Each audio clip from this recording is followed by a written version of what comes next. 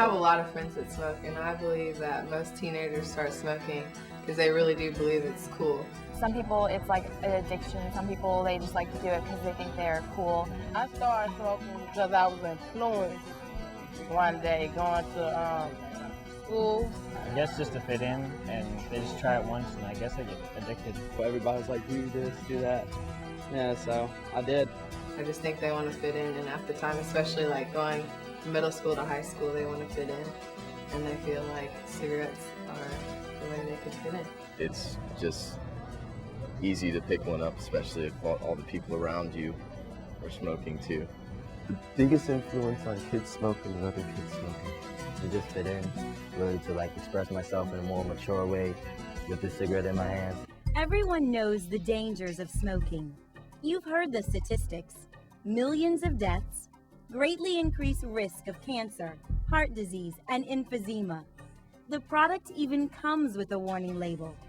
But every day, thousands of teenagers light up for the first time. Young people feel a lot of pressure. They want to emulate adult behavior. There's a lot of reasons why young people initiate smoking. Laval's friends played a big role in his decision to start smoking. And he admits it didn't take long to give in to the peer pressure. He was 13 when he smoked for the first time. I remember vividly, I was in an arcade and we were about to go in and people were breaking out cigarettes on the line, and Laval, here, pick this up, take this. Okay, lit it up. So hard. The taste was horrible. The way my body reacted to it was horrible. But I'm looking around, nobody else is coughing, so let me hide that little cough. Let me try it one more time. And Laval thought that since other teens were smoking, it was the cool thing, the in thing to do. I thought I can smoke a cigarette to try and look old. Now, Laval knows that once you start smoking, it can be very hard to stop. I thought it was the social norms. I seen a Surgeon General warning, but hey, well, these people are smoking. Can't pay too much attention to that. They become, in my opinion, peer addicted as well. And once they have that, it's very difficult unless you get the whole group to quit. What are some reasons why teens might begin to smoke?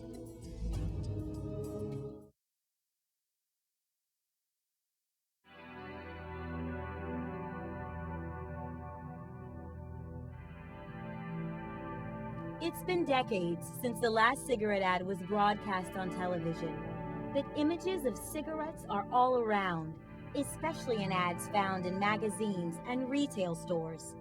Despite the health risks, the ads still present smoking as something that will make you appear attractive, successful, and popular. And that message is very appealing to teenagers. It's hard because it's really focused towards them. It's not supposed to be, but all of the ads are so trendy and they're so, pop. Anti-smoking advocates point out tobacco marketing goes beyond the obvious advertisements. More subtle marketing tactics are being used too. One marketing ploy promotes cigarettes with exotic flavors. The flavors sound tasty and tempting. I saw two of them, and one of them was like Kahlua flavored or something, and one was like lime. I think they're probably targeted towards like teens and like 20s, like younger. But it seems like they've kind of always done that. I don't think it's really new.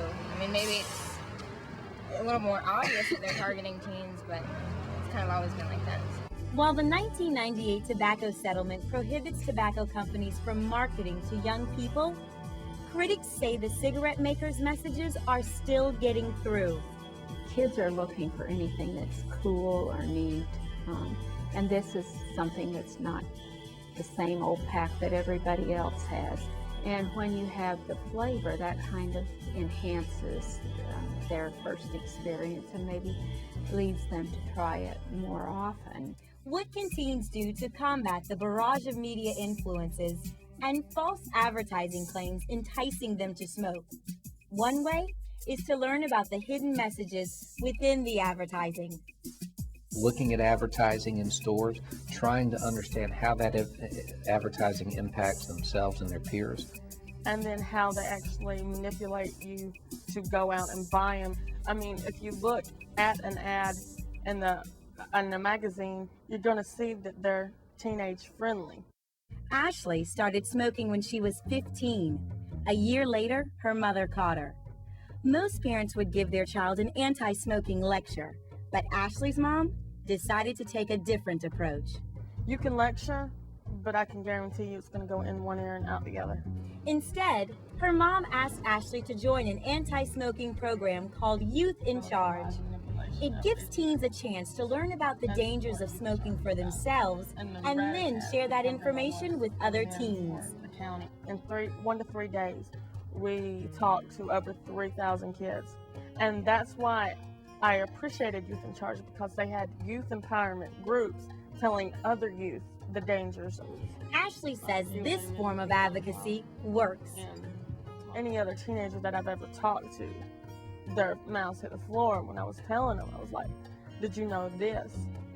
And they're like, well, let me get a brochure, and they wanted to get involved somehow. What we're trying to do is elevate this from just education to actual behavior change. It's one thing to have knowledge, it's one thing to do something with that knowledge. While smoking is banned in many places, there's one place teens often see people smoking: the movies, where the beautiful people make smoking look cool. That makes a lot of kids think about doing the same thing because these are their role models. If they thought it was cool enough, like, if he was your idol, then you might. If he smokes, you want to do it too. Kids have told us for decades that advertising doesn't affect them. These types of images and movies don't affect them. But when we do the studies, it's overwhelming how big the effect is. They get all the subliminal messages that are passed on about cigaretting, that it's cool, that it's glamorous, that it's romantic. Which is kind of ironic considering the health consequences that you get after you start smoking. As soon as you say this is an adult behavior, the kids want to do it. What do you think it means? This high school anti-smoking class is trying to counter the influence of the movies. The goal? To make other teens realize it's cool not to smoke. They're taking a novel approach too. The group is creating an anti-smoking public service announcement that will run in movie theaters. Do some surveys in the community, maybe a phone call bank, and ask people if they've seen any messages about tobacco at the movie theaters. They're going to put it on like right before the movie starts, everybody can see it, and it's going to talk about 1 × 2 = 4, which is 1 smoke-filled room for 2 hours is equivalent to smoking 4 cigarettes. There's pretty good evidence that showing anti-tobacco ads, especially before movies that have their favorite actors and actresses smoking, does change their attitude about whether or not it's cool to be a smoker. Already, the club is helping change attitudes about smoking. That there was a girl who joined the club and she was smoking at the time. She quit. And I thought that was amazing. Advocacy groups also need to counter other myths that can make tobacco appealing to young people. For example, the myth that smoking can help you lose weight.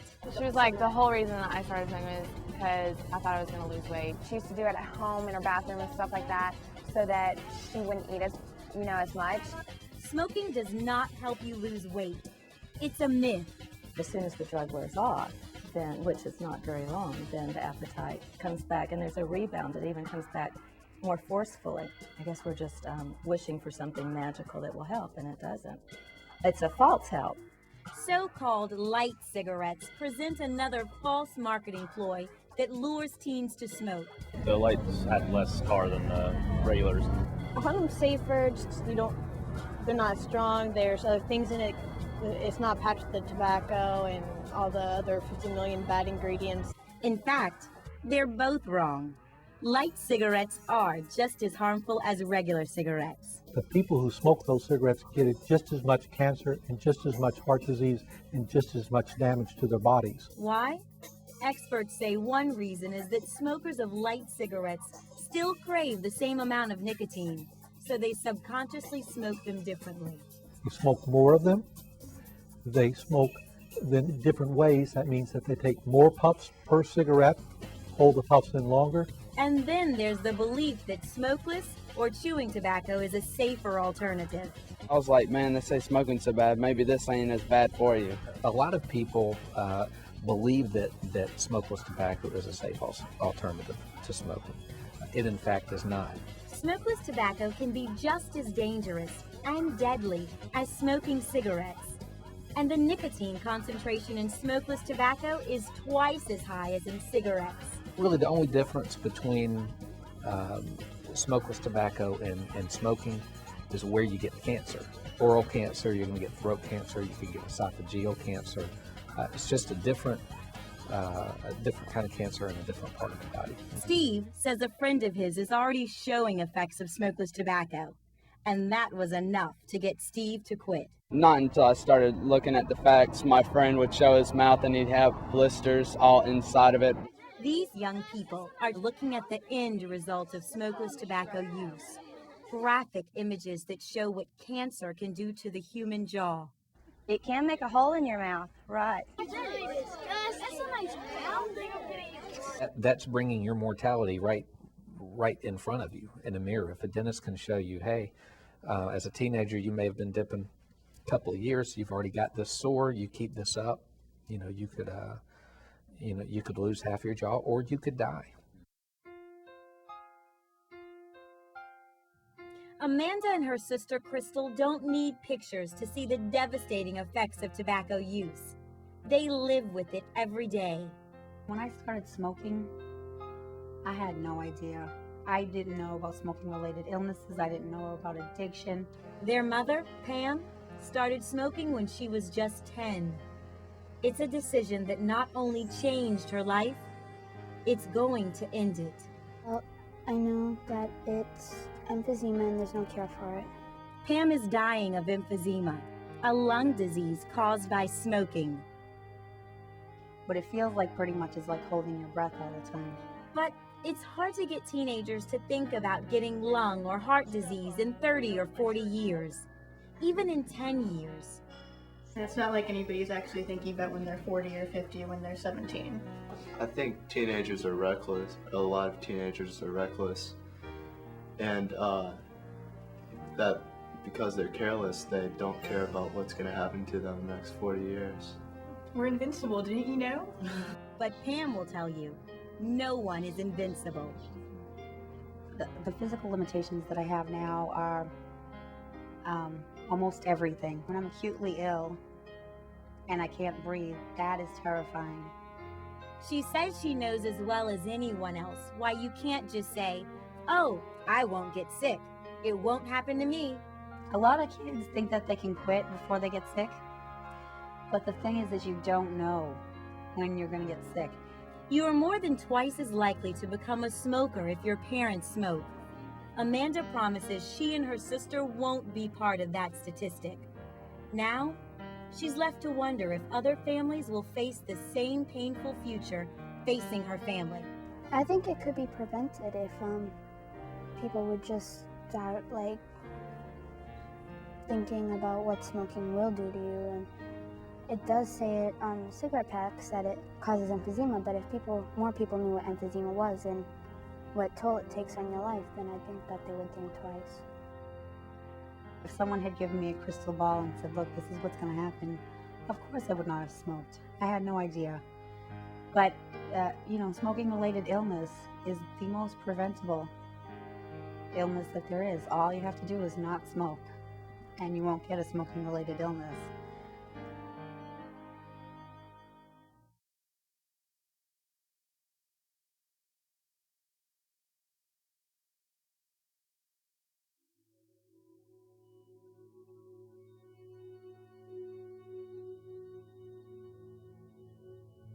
Laval was 13 when his friends talked him into his first cigarette, and he quickly became a pack-a-day smoker.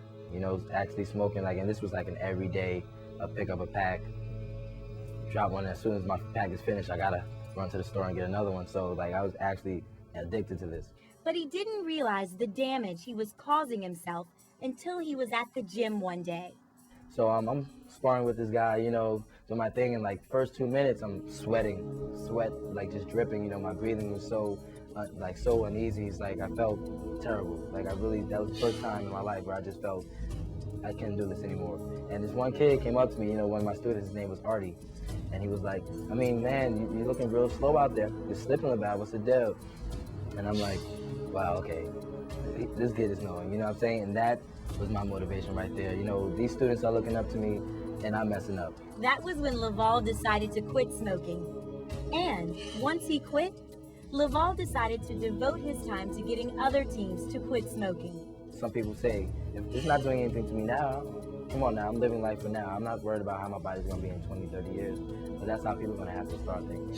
Because this is a product that gradually will kill you, not instantaneously. And if it was a product that instantaneously kills you, then probably a lot of people would not even consider, smoking cigarettes. Today, Laval is part of an anti-smoking advocacy campaign called The Truth. And we're letting kids know, we're letting tobacco people know, tobacco companies know, we're not taking it anymore. Part of what makes The Truth campaign work is that it helps teens realize it's cool not to smoke. It's not only addictive, that's not only specifically engineered to be addictive, but that's deadly as well. And I'm definitely passionate about this campaign, and to reach one person is definitely my goal. I mean, to help one person quit would definitely be beneficial to me. That's the same message the teens who produced the public service announcement are trying to convey. Expect a smoke-free environment. It's a matter of life and breath.